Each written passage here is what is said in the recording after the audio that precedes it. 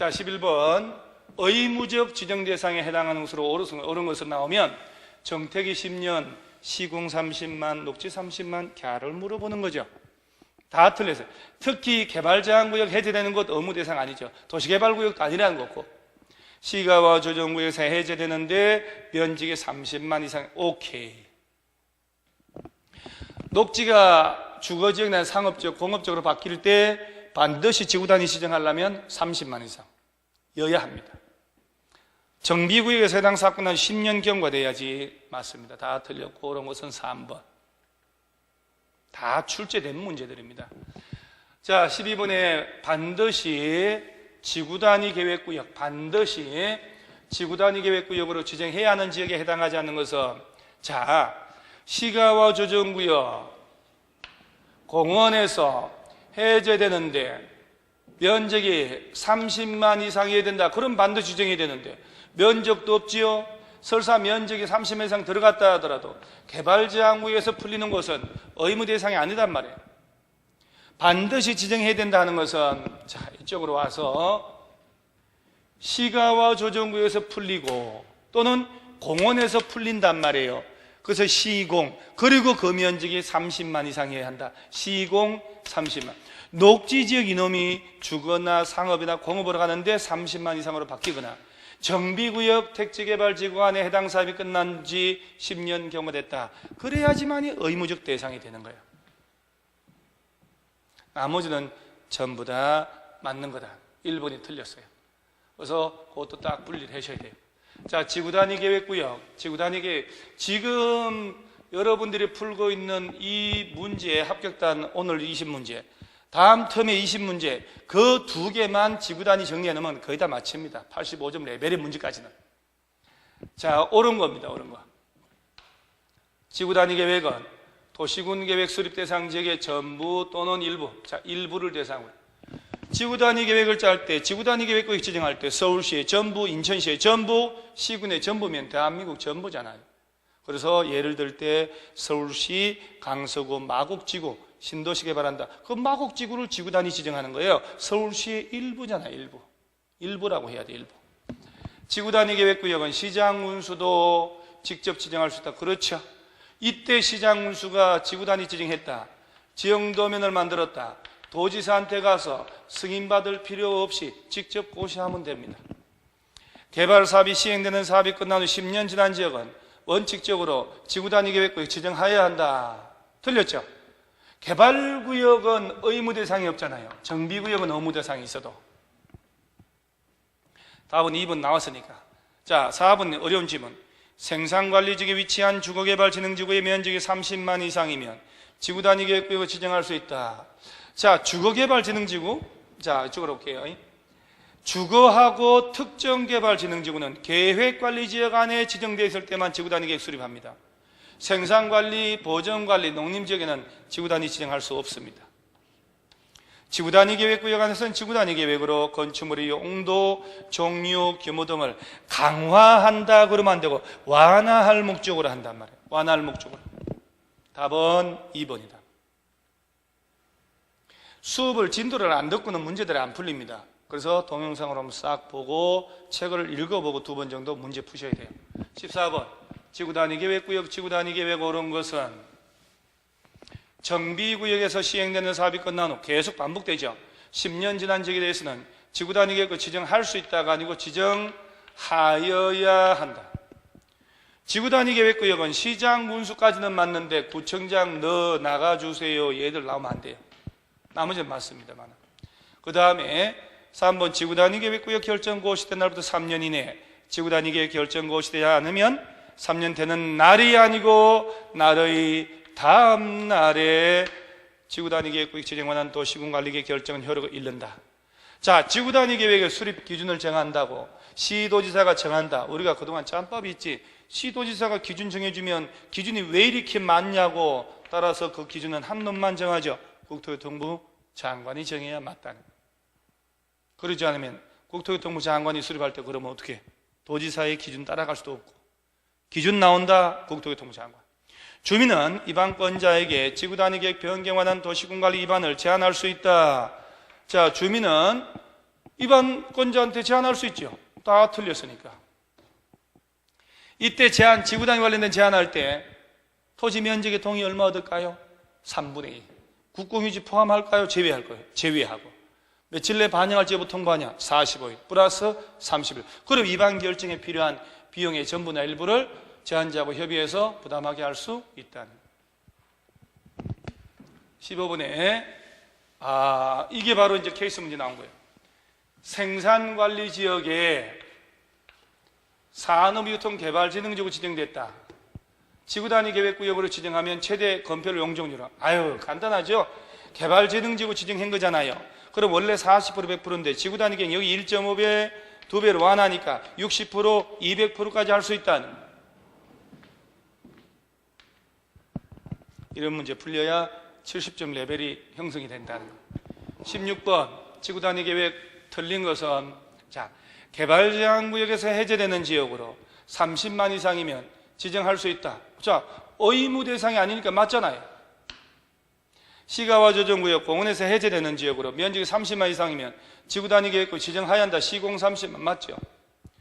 농림지역에 지정된 관광휴양개발진흥지구는 지구단위 계획 수립 시 당해 용도 지역에 지정된 건폐율은 150%, 용적률 200% 내에서 완화 맞습니다. 아까 관광휴양개발진흥지구는 도시지역 외 지역이면 어디라도 지구단위 계획 수립할 수 있거든요. 지구단위 계획 수립 시에는 건축물의 용도 제한, 건축물의 배치 형태 색채, 건축선에 관한 계획은 반드시 포함해야 된다. 지구단위 계획 짤 때 반드시 포함할 사항은 3번하고 5번이다. 3번, 5번. 그 중에 용도 제한은 맞는데 6번이 건축물의 배치, 형태, 색채, 건축선에 관한 내용이거든. 얘는 반드시 포함할 사항이 아니잖아요. 그러니까 4번 지문이 틀렸다 하는 거 나오려면 공부가 좀 선명하게 되어 있어야 된다는 거. 그 다음에 지구단위 계획구역에서 건축물 건축 용도 변경 공작물 설치할 때는 그 지구단위 계획에 맞게 하여야 합니다. 틀린 것은 4번. 그래서 이런 것들은 책을 싹 훑어서 틀리신 분들은 다시 확인하셔야 돼요. 17번 개발행위 허가를 받아야 하는 것은 이거 설명할 게 정말 많은데 일단 시간 관계상 허가를 받아야 하는 것은 경작을 위한 형질 변경은 허가 안 받지만 만약에 경작을 위한 형질 변경 객토를 하거나 정제하거나 양수 배수 시설 설치한다 허가 안 받지만 인접 토지의 관계나 배수 농작업에 영향을 미치면 허가 받습니다. 재해복구 재난수술이나 응급조치 허가 안 받습니다. 건축허가 건축신고 대상에 해당하지 않는 건축 허가 안 받습니다. 형질 변경을 목적으로 하지 않는 흙모래 자갈 바위 채취할 때 허가를 받아야 됩니다. 이게 지금 경작을 위한 형질 변경인데 인접 토지의 관계 배수 농작업에 영향을 미치지 않는 경우 그러면 이거 허가 안 받는 거 맞죠? 영향을 미치면 허가를 받아야 돼요. 허가 안 받고 원래는 토속 채취할 때는 허가를 받지만 형질 변경 허가 받아가지고 형질 변경을 목적으로 하는 토속 채취는 이중으로 허가 받을 필요 없죠. 그러니까 형질 변경을 목적으로 하지 않는 단순히 토속 채취할 때는 허가를 받는 건 맞고 도시지역 지구단위 계획구역에서 면적이 15 이하인 토지에서 부피 50 이하로 토속 채취. 도시지역 안에서 면적 25, 부피 50세제곱 이하의 채취 허가 안 받고 도시 외려고 하면 10배 250 500이 하는 허가 안 받지 않습니까? 그러면 허가를 받아야 하는 놈은 4번이죠. 그래서 여러분요, 토석의 채취는 흙이나 모래, 자갈바위는 허가를 받아야 하지만 그 전에 산을 깎아내겠다고 토지 형질 변경 허가를 받아가지고 불도저 밀어야 되는데 그때 흙도 나오고 자갈도 나올 때 이중으로 토속 채취 허가 따로 받을 이유가 없다는 거예요. 그래서 형질 변경을 목적으로 하는 토속 채취는 허가 안 받지만 형질 변경을 목적으로 하지 않는 흙모래 자갈 바위 채취할 때는 허가를 받고 해야 됩니다. 4번이 답이다. 개발행위 허가 받는 거 18번도 녹지지역, 관리지역, 농림자연환경보존지역 안에서 관계법에 따른 허가 인가 등을 받지 않고 행하는 토지분할 개발행위 허가를 받아야 되는 거 맞죠? 조성이 완료된 대지에서 그러면 허가를 다 미리 받았다는 거예요.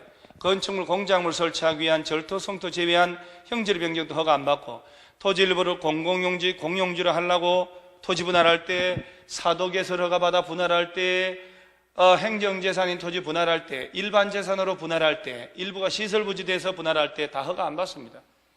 재해복구는 당연히 그렇고요. 경작을 위한 경우도 허가 안 받죠. 그러면 얘는 허가를 받는 것. 그래서 여러분요, 녹지나 도시 외 지역에서 토지 분할할 때 허가 받아야 돼요. 그런데 녹지나 도시 외 지역이라도 관계법에 따라 인가 허가를 받았으면 따로 허가 받을 필요는 없지요. 자, 19번 개발행위 허가 옳은 것은 도시군 계획 사업에 의한 토지 형질 변경은 개발행위 허가 받을 필요 없죠. 그럼 도시군 계획 사업에 의하지 않고 할 때 허가를 받는 거니까 건축법에 의한 건축허가, 건축신고 대상에 해당하지 않는 건축물 건축행위는 개발행위 허가 받지 않고도 할 수 있다. 그렇죠. 건축법에서조차 허가나 신고나 아무것도 할 필요 없다. 건축법에서 이렇게 규정하니까 국토법은 개발행위 허가 받을 필요는 없습니다. 건축물 건축에 대하여 개발행위 허가 받으면 건축허가를 받은 건 다 틀렸죠. 건축물 짓겠다고 국토법상 개발행위 허가 받았다 하더라도 건축법상 건축허가는 따로 받아야 됩니다. 건축허가는 의지해주지 않습니다. 건축허가는 따로 받아야 합니다. 그 다음에 조성이 완료된 기존 대지에 공작물 설치하기 위한 형질 변경은 개발행위 허가 대상이다. 허가를 안 받아도 된다. 개발밀도관리구역 지정된 지역은 5년간, 자, 개발밀도관리구역이 아니고 기반시설 부담구역 지정되면 연장까지 해서 최장 5년간 허가를 제한할 수 있습니다. 그러면 답은 2번이고 다 틀렸네. 20번 개발행위 허가 제한 틀린 것은, 자, 허가 제한 사유가 5가지가 나오지 않습니까? 그 중에 3번, 4번, 5번은 2년 연장 가능하고 원래 제한 기간이 3년이거든요. 자, 1번이 녹지지역 계획관리지역으로서, 자, 수목이, 조수류, 우량농지 등으로서 보존할 필요가 있다. 2번이 개발행위를 환경, 경관, 미관, 문화재가 오염 손상된다. 3번은 도시군 기본계획, 도시군 관리계획 짜고 있고 얘네들이 최종적으로 결정이 되면 용도 지역 지구 구역의 변경이 예상되고 기준 달라진다. 4번, 5번 중요한 지구단위 계획구역 지정된 곳, 기반시설 부담구역 지정된 곳에 대해서는, 자, 3번, 4번, 5번에 대해서는 원래 3년 제한합니다. 최초로 제한할 때는 장관, 시도시장 우수는 중앙이나 지방도시계획위원회 심의 거쳐야 되지만 연장 제한할 때는 심의 안 거치고 1회 2년 연장할 수가 있어요. 따라서 3, 4, 5에 해당하면 최장 5년간 제한을 할 수 있다는 것. 틀린 것을 골라봐라. 자, 2번 기반시설 부담구역 지정된 지역에 대한 제한기간은 3년이고 1회 2년 범위 내에서 연장할 수 있다는 것. 나머지는 뭐 쭉 읽어보고요. 자, 여기 이제 우리 20문제인데 20문제가 작은 문제가 아니다는 것. 그 지문 하나하나 버릴 게 없다는 것. 양도, 아까 시설사업, 지구단위, 개발행위 허가 다 포함되어 있어요. 그래서 틀린 문제는 다시 한번 책을 보고 꼭 확인을 하고 맞는 문제라고 버리지 마시고 차곡차곡 다 출력해서 모아놓으셔야 돼요. 그래서 이 한 걸음이 10월달 합격의 큰 걸음이 될 수 있다는 거, 자신감을 가지고 덤비면 우리 다 합격할 수 있다. 공법의 고득점으로 합격할 수 있다는 거 명심하시기 바랍니다. 자, 오늘 이만합니다. 수고하셨습니다.